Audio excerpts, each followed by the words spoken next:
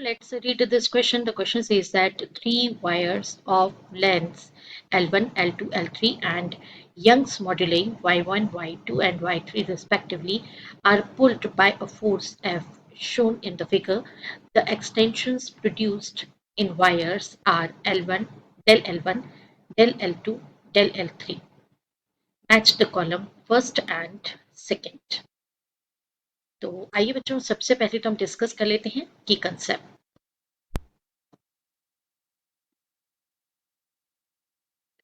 देखिए बच्चों की कंसेप्ट में सबसे पहले हम आपको बता दें कि हम फॉर्मूला किस फॉर्मेट में यूज करने वाले हैं। ऐसे तो हमें पता है कि Young's modulus that is equals to y equals to stress upon strain. Stress को हम रिप्रेजेंट करते हैं फोर्स पर unit cross sectional area and strain यहाँ पे लॉन्गिट्यूडिनल स्ट्रेन होता है that is change in length upon original length. तो बच्चों यहाँ पर हम सिंस लेंथ में चेंज हो रहा है फोर्स तो सेम लग रहा है, फोर्स सेम लग रहा है तो यहाँ पे हमको कैलकुलेशन कैसे करना होगा, हम लेंथ के चेंज के हिसाब से इसको कैलकुलेट कर लेते हैं।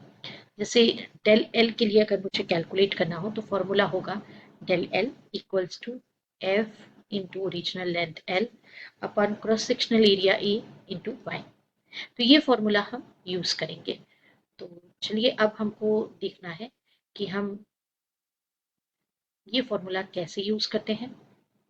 सॉल्यूशन देखते हैं। आइए देखते हैं सॉल्यूशन। तो आइए बच्चों अब देखते हैं हम सॉल्यूशन। तो सॉल्यूशन में बच्चों हम वन बाय वन ये जो कंडीशंस हमें गिवन है ए में बी और सी एंड डी, इनमें जो कंडीशंस हमें गिवन है इन कंडीशंस को हम चेक करते चले जाएंगे। जैसे फॉर एग्जांपल मैं अभी फर्स्ट इसमें ले रही हूँ कि मुझे फर्स्ट जो ए में कंडीशन गिवन है that is del L1 equals to del L2। आप भी ध्यान से देख लें, ये देखिए ये गिवन है del L1 equals to del L2। तो इस कंडीशन को हम लेके चलते हैं, ठीक है। तो देखिए डेल L1 मतलब ये L1 का जो फॉर्मूला है वो लगाएंगे हम। तो मैं पहले L2 कैलकुलेट कर लूँ, डेल L2 कैलकुलेट करना है मुझे। तो डेल L2 कितना होगा, फोर्स ये तो सभी में एक है, फिर इंटू L2 डिवाइडेड बाय, अब देखिए आप L2 की बात कर रहे हैं तो L2 में जो डायामीटर है वो कितना दिया होगा, यहाँ से यहाँ तक 2 मीटर है तो रेडियस कितना हो जाएगा 1 मीटर। तो आपको क्रॉस सेक्शनल एरिया कितना मिल जाएगा, पाई को तो हम सभी जगह छोड़ देंगे क्योंकि वो कॉमन ही रहेगा।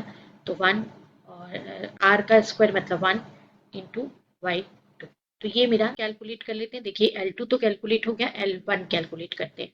तो del L1 equals to force F into L1 divided by, अब L1 आप देख रहे हैं L1 कितना डायमीटर गिवन है 3, तो 3/2 का स्क्वायर मतलब 9 और यहाँ पर आ जाएगा इंटू में 4।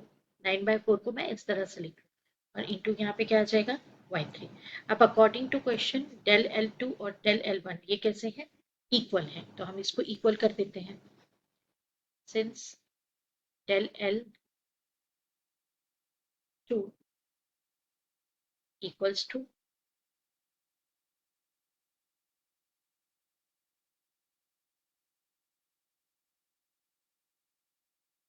डेल L1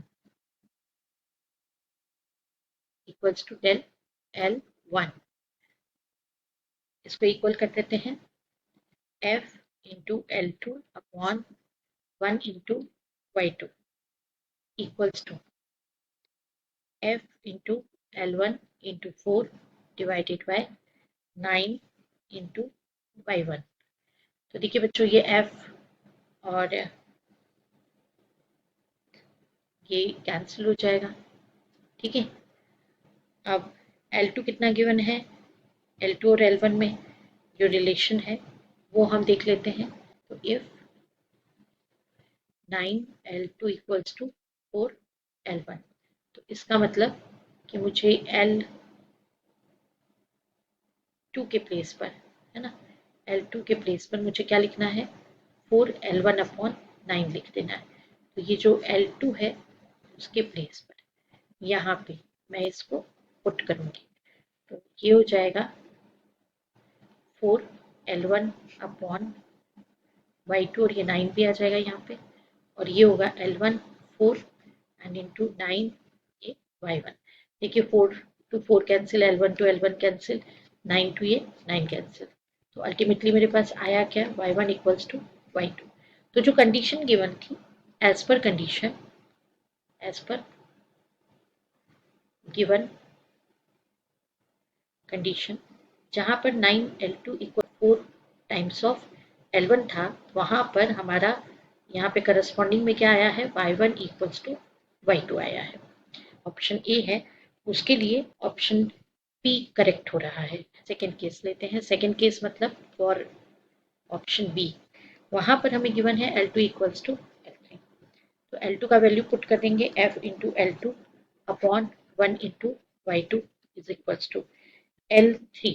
तो ये हो जाएगा F इंटू L3 अपॉन, इसके लिए जो डायमीटर होगा वो 1 गिवन है, तो रेडियस 1/2, तो ये स्क्वायर करेंगे रेडियस का, दैट इज 1/4 इंटू y3। इसको समराइज करेंगे, F टू F तो खैर कैंसिल ही हो जाएगा, ये L2 अपॉन यहाँ पे है y2 equals to L3 upon, ये यहाँ से 4 चला जाएगा ऊपर, और ये यहाँ पे अपॉन में y3।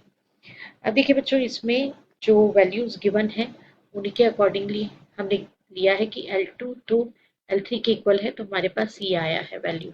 गिवन क्या है, वहां पे गिवन कंडीशन है कि L2 लेस देन 4L3 ऐसा गिवन है। तो देयरफॉर फ्रॉम अबव एक्सप्रेशन, ये जो हमारा अबव एक्सप्रेशन है वो हमको क्या बता रहा है कि अगर L2 लेस देन 4L3 है तो y2 लेस देन y3 होगा। ये y2 किसका हो जाएगा, लेस देन y3 होगा, क्योंकि L2 किसके लेस देन है, 4L3 के लेस देन है। तो एक ऑप्शन हमारे पास ये भी आ रहा है, ऑप्शन बी मैच हो जाएगा R से। चलिए अब हम देख लेते हैं फॉर सी। इसमें गिवन कंडीशन देखें हम, L1 इक्वल्स टू L2। तो बच्चों L1 इक्वल्स टू L2 अगर गिवन है तो अगेन हम वही F L1 इंटू ये 3/4 का स्क्वायर मतलब 9 यहाँ जाएगा और 4 यहाँ, and y1 equals to F into L2 upon ये 1 इंटू y2। जब सॉल्व करेंगे इसको बच्चों हम, तो we get 9y1 equals to y2। तो हमारे पास L1 इक्वल्स टू L2 के लिए ये वैल्यू आई है, और 9y1 इक्वल्स टू y2 है। इसका मतलब y2 क्या है, ग्रेटर देन y1 है। तो जो ऑप्शन सी है उसके लिए करेक्ट हुआ कि ऑप्शन है L2 इक्वल्स टू L3। तो ये हो जाएगा F into L2 upon 1 into y2 is equals to 4 into F into L3 upon 1 into y3। y3 कितना आ जाएगा बच्चों, यहाँ से y3 इक्वल्स टू हो जाएगा 4 टाइम्स ऑफ y2, क्योंकि बच्चों यहाँ पे जो r स्क्वायर है वो r स्क्वायर 1/2 का स्क्वायर है, इसलिए ये 4 ऊपर की तरफ आया और 1 नीचे आया। तो सॉल्व करने पे हमें क्या पता चला कि जब हम L2 इक्वल्स टू L3 लेते हैं तो हमारा y3 किसके इक्वल आता है, 4 टाइम्स ऑफ y2। इसका मतलब y3 ग्रेटर है y2 से, या और हम लिख सकते हैं कि y2 लेस देन y3 है। तो ये कंडीशन ऑप्शन डी के लिए तो है ही है कि ऑप्शन डी एस से मैच कर रहा है, राइट, और एज वेल एज ये आर से भी मैच कर रहा है कि अगर हम आर पे चले जाएं तो ये किससे मैच कर रहा है, आर से भी मैच कर रहा है, क्योंकि y3 equals to 4 times of y2 आया है एक तो ये, और ये y3 ग्रेटर देन y2, या इसी को हम लिखें तो y2 लेस देन y3। तो चलिए अब देखते हैं कि हम किस ऑप्शन को राइट ऑप्शन चूज करें। तो ए किससे मैच कर रहा है, ए मैच कर रहा है बी से, बी किससे मैच कर रहा है, बी मैच कर रहा है आर से, सी मैच करता है क्यू से, एंड डी एस से तो मैच कर ही रहा है, एज वेल एज अगर हम ध्यान से देखें तो आर से भी ये मैच कर रहा है, that is y2 less than y3 है ना। तो ये इससे भी मतलब एस से भी मैच करता है एंड आर से भी मैच करता है। तो इस बिहाफ पे अगर हम देखें तो option B is the right option. I hope you understood it well. Best of luck. Thank you.